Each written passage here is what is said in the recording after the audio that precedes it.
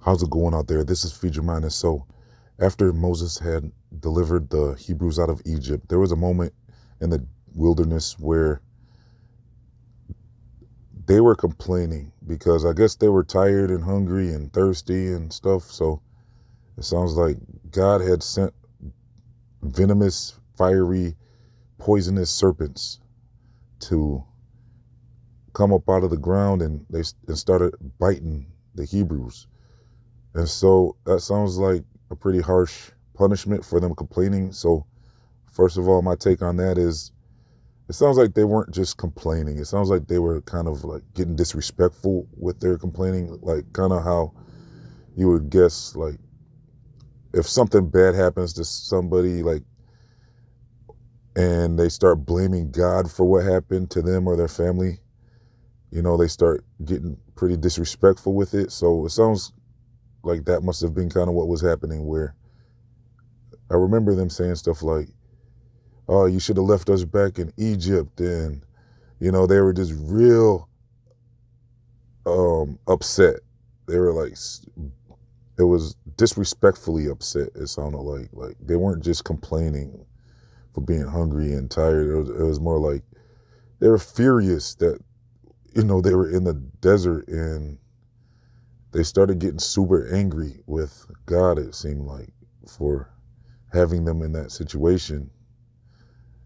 And so that's kind of how I'm taking it, where that's why God had to send, they had angered them with how they were being disrespectful, and he sent fiery serpents at them. And so they started getting bit, and then they started, started perishing from the bites. So they went to Moses for help, and they said, hey, like, they're under attack, like, by serpents. So it sounds like Moses was instructed to construct this serpent on a cross, like a bronze serpent, and he instructed them to gaze upon this serpent and believe that you were healed and you will be healed. So now this is pretty disturbing imagery as well, because like if you had went to a church, and if when you went inside, if you saw a cross in the center of the church with a serpent on it, with the image of a serpent on it, and then you saw like the entire church surrounding that cross with the serpent on it, and like holding their hands up, and it would look like they're worshiping it, like idol worship. And I'm sure a lot of you would probably be taken aback a little bit about that. Red flags would probably go up. Some of you would probably leave that church because the imagery is pretty disturbing. Like, it's not like it doesn't seem like a very Christian thing that these people would be doing. So how many of you would actually stay in a church like that? So yeah, so that's what happened out in the wilderness, is these Hebrews were surrounding the serpent, and they gazed upon it, and the ones that did and believed they were healed, they were healed. And the ones that refused to do it, those people perished. So and so do you believe this story was a literal story? Well, most of you probably do. Even Jesus had referenced this story. Jesus had referenced this story to, he was like, it was in the New Testament. He was talking to this Pharisee or something, or this elder or something, and he had brought it up. He said, just as the Hebrews in Egypt had looked upon the serpent on a cross, he was saying like they had to believe they were healed. He was making a point about something, and he had referenced that story. So that adds credibility to the story that was an actual event. And so now the biblical scholars are relating the serpent on the cross story to the Bible foretelling about Jesus' similar situation, where he ended up on a cross, we can say for now. I mean, some debate whether it was a cross or a stake, but let's just say cross for now.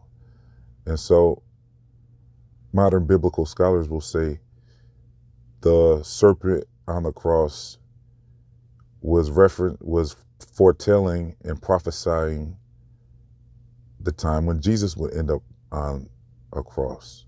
It was like some type of prophecy. So just as they looked upon the serpent on the cross to be healed, in modern times people referenced how Jesus was on a cross for their salvation.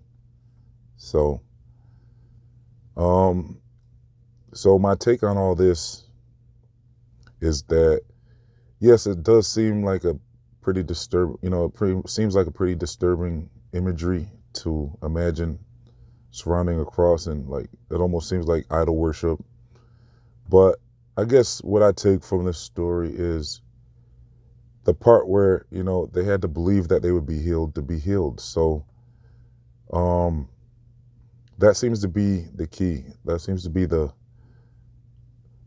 that's kind of like the clue I'm picking up from all this, is that it's the belief that they would be healed. And that's kind of like the lesson from the story is, yeah, so belief is a powerful thing. So there was this Catholic church, and these people were jumping in a lake to be healed. There was this lake they discovered was healing them. So it sounds like this was a documented event, and people actually were being healed. So what was it? Was it their Catholic faith healing them? Was it the lake healing them? Or was it their belief that the lake would heal them that was healing them? You see, my guess would be it's their belief that they were going to be healed that was healing them. Just kind of like how a placebo works, where you can be healed. People in the studies, people can be healed based off of if they believe that they're being treated with actual medicine, even if it was just a water solution or whatever they were being treated with. They weren't actually given any medicine, but they were healed just as if they were given medicine, because they thought they were being given medicine. So their belief was able to heal them.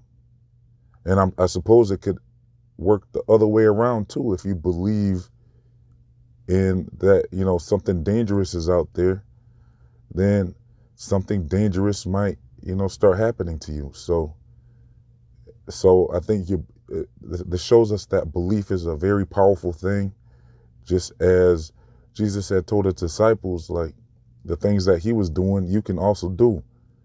So like, even when Jesus was walking on water, one of the disciples had almost walked on water but he wasn't able to, but he would have been able to if he would have believed that he could do it. And so Jesus was saying, like, hey, with all these miracles that he was doing and stuff, he was saying, like, the disciples, you guys can do this too. And I believe everyone can do these things. It comes down to belief. So just as these people had looked upon this serpent in the desert, and believed they would be healed, they were healed.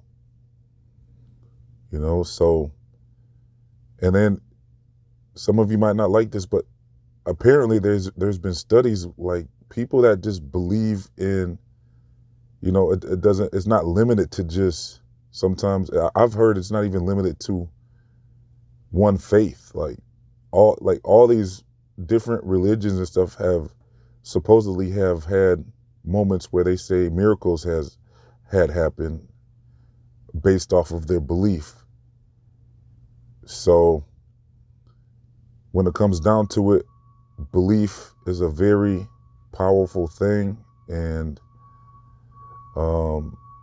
has the power to heal, it looks like. So let me know your take on all this in the comment section. Like, would you look upon this serpent? Like, would have you looked upon it to be healed? Or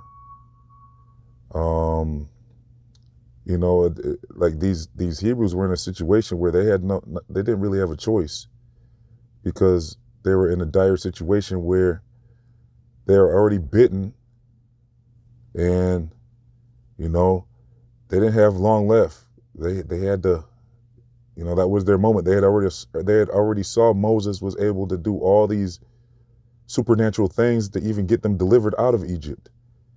They saw Moses was able to do, you know, go against the Pharaoh of Egypt and perform all these supernatural occurrences. And so, you know, they had little doubt that he knew what he was talking about when he said, look upon this bronze serpent on a cross and believe you're healed, and you will be healed. So they were in a situation where, you know, they didn't have long left if they didn't listen. And so they did it, and they were healed. So that's kind of what I take out of this story. I mean, so my question to you is, do you think this was a literal story?